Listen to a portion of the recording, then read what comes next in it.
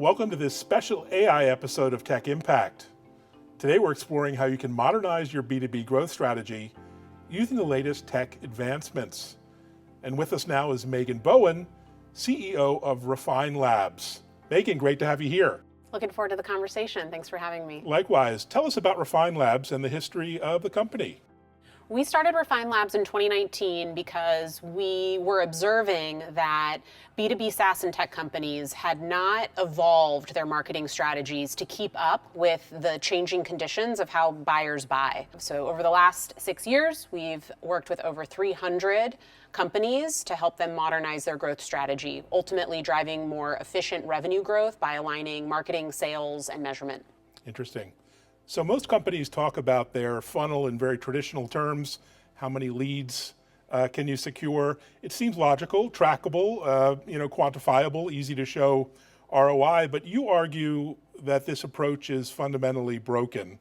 And you talk about a more modern demand gen strategy. What does that look like and how does it evolve?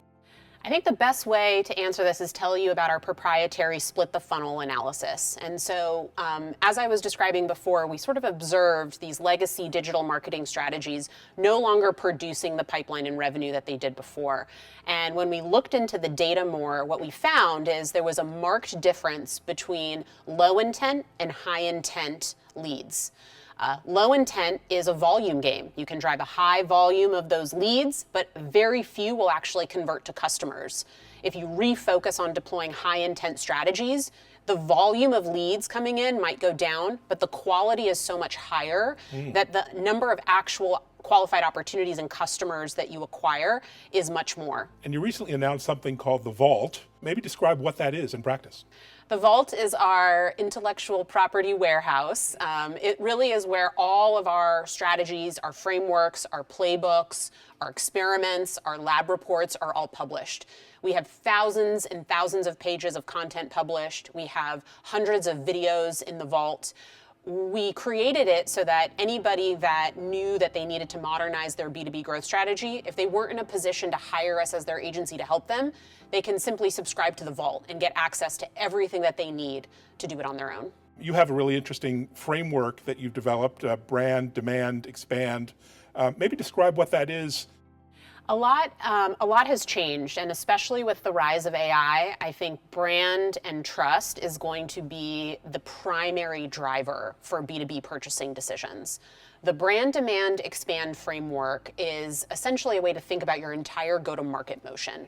So brand is really focused on driving awareness and preference, relevance, so that you're part of the day one consideration set. From a B2B buyer's perspective. Demand is really focused on how you actually convert that interest into actual pipeline and customers. And then expand thinks about everything that happens after they become a customer in customer advocacy, evangelism, and expansion. Fantastic. So enter AI. Gen AI is radically reshaping how individuals behave and how organizations behave.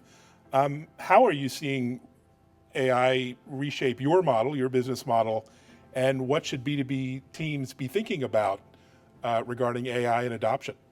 Yeah, I think about AI in two distinct ways, from an external market perspective and then sort of an internal B2B go-to-market execution perspective. So from an external market perspective, one key way that's evolving is people are turning to LLMs like ChatGPT or Perplexity to discover new products.